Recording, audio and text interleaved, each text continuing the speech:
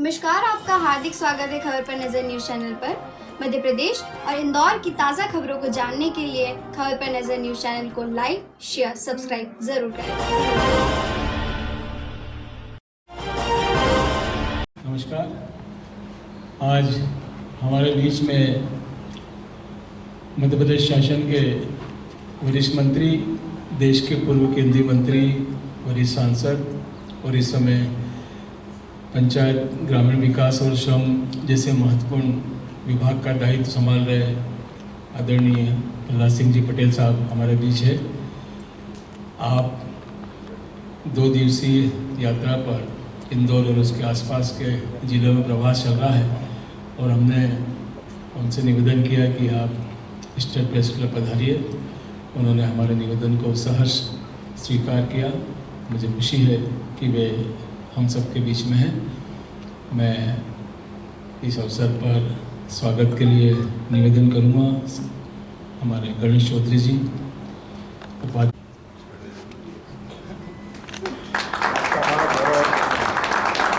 निवेदन करूंगा रवि चावला जी से स्वागत करें।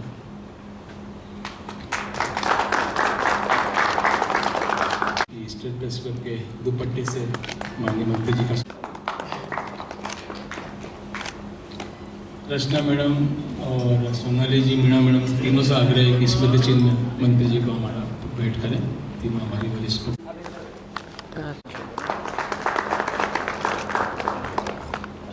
समीर पाठक जी से निवेदन।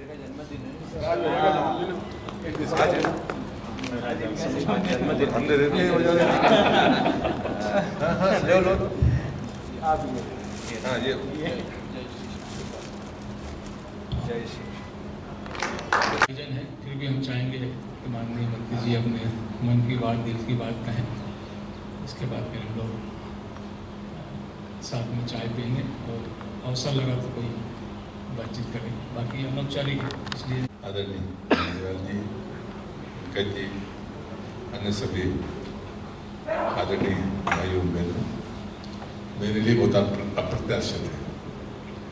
मैंने कल ही तय किया था कि मिलना है तो शायद मैं रात में लौटूंगा, तो कैसे मिल सकते हैं। तो पंकज जी मेरे साथ थे रात तक, तो उसने मुझे कहा कि वो हाँ शाम 7 बजे तक मिलेंगे।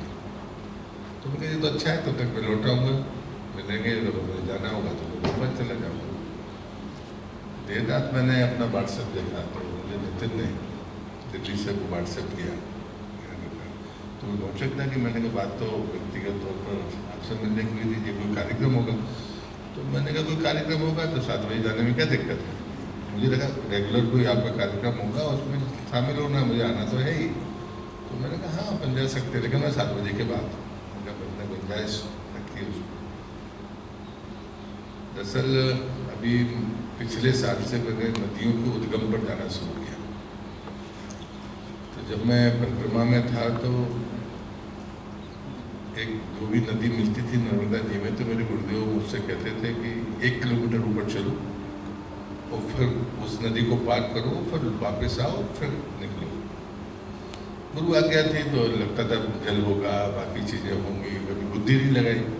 लेकिन आगे जाके महाराष्ट्र में एक नदी बिल्कुल सूखी नदी थी, वो नर्मदा में मिली हुई थी और अच्छी गर्मी थी। तो जैसे मैं मुझे लगा कि मेरे पास 2 बंडल होते थे, तो वजन बहुत था, गर्मी थी, नंगे पैर तो रहते ही थे। तो जैसे ही मैं उस तरफ बढ़ा तो आवाज़ आई कि तो इशारा हुआ ऊपर गया, बिल्कुल मन नहीं था। तो 1 किलोमीटर की जगह 1.5 किलोमीटर ऊपर ले गए, वो सूखी नदी में हाथ कराया, फिर वापस आया, मटकुंटा सा, मतलब कोकड़ा गया, पानी नहीं था। तो फिर क्यों गया वो, जब तक वो तो रात्रि नहीं हो गई तो मन में घूमता रहा। लेकिन जब मैं सेवा करने लगा रात में, तो मैंने उनसे पूछ ही लिया, वो मन में भरा हुआ था कि यार जब सूखी नदी थी तो क्यों घुमाया, और 1 किलोमीटर की जगह 1.5 किलोमीटर लेकर गए। तो मैंने उनसे कहा कि जब सूखी नदी थी तो फिर इतना घुमाने की क्या ज़रूरत थी, इतनी गर्मी थी। तो फिर बैठ गए। उन्होंने कहा कि देखो, नदी का संगम हो, पौधों का हो, पहाड़ का हो या स्त्री पुरुष का संगम हो, बोले वहाँ जीवन की संभावनाएं हैं, उसे रौंदने की गलती नहीं करना। अब संगम पे लोग नहाने जाते होंगे, लेकिन किसी को अंदाजा नहीं है कि क्यों जाते हैं। उन्होंने कहा कि जहाँ पर नदी का उद्गम होता है वहाँ ऊर्जा होती है, नदी पहले है, हम बाद में पैदा हुए, तो वो ऊर्जा का केंद्र है, कोई भी जाएगा वो प्राप्त करके आएगा। बोले नदी की परिक्रमा से बिजली नहीं होती। अब बात आई गई होगी, 30 साल बाद हमारी नींद खुली। अगर मैं मध्य प्रदेश नहीं आता तो शायद मन में नहीं होता। तो पिछले बार जब ये जलगंगा अभियान शुरू हुआ तो मुख्यमंत्री जी ने मुझसे कहा, तो मैंने उनसे पूछा कि भाई क्या प्रोग्राम, इसमें कल्पना क्या है। तो उन्होंने शहर में क्या कि हमने तो आप पे छोड़ दिया, आपका ऊपर है, आप कुछ उसका प्लान करो। अब 2 दिन पहले और 2 दिन बाद में वो अभियान शुरू होना था। तो मैंने कहा कि मंत्री क्या करेगा, मतलब कोई तालाब देखने जाएगा, सफाई में जिंदगी से करता ही हो, तो ये काम कौन करेगा। तो मेरे मन में आया कि यार क्यों ना उद्गम पे जाए। तो मैंने उनको दूसरे दिन कहा कि मैं कल बेतवा के उद्गम पे जा रहा हूँ और अब मैं उद्गम देखता हूँ उनके उद्गम की स्थिति क्या है।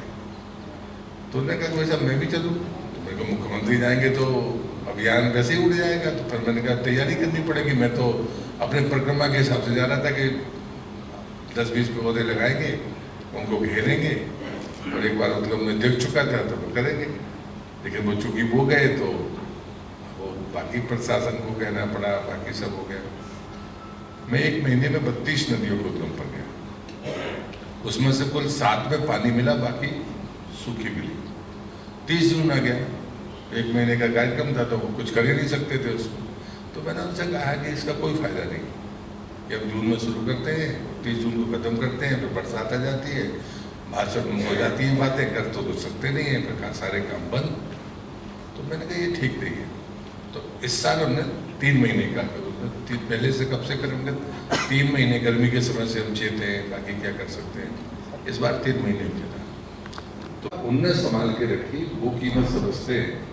और तीसरी बात मुझे जो इस दौरान मुझे समझ आई, क्योंकि मैं ज्वाली का स्टूडेंट हूँ, पढ़ता लिखता हूँ, बाकी करता हूँ, लेकिन हर नदी का अपना चरित्र है। उसके पास से कोई ना कोई पौधा है, कोई ऐसी चीज है जो उसकी पहचान है उसके किनारे। तो सोचा तो था जलगंगा अभियान, पर वो दूसरी दिशा में चले गए। तो मैंने सोचा कि जाना तो है, तो देश का जल शक्ति मंत्री था, तो सारे देश मानता है कि नदियों का मायका मध्य प्रदेश है। और सच भी है, विंध्याचल और सतपुड़ा के बीच में नर्मदा बेसिन है, आधा पानी विंध्याचल का और सतपुड़ा का नर्मदा में जाता है। पिछले वर्ग के पूरे देश के मतलब गौरव है। नहीं वो क्या हुआ, भाव इतना बोल गए। तो भाव तो बोलते ही है, बाकी सबको ये लगता है कि करना, ये मंच इस बात का नहीं है कि मैं जवाब दूँ। तो मेरे मित्र दुर्घटना में खत्म हो गया, लेकिन वो पत्र लिख के गया, उसमें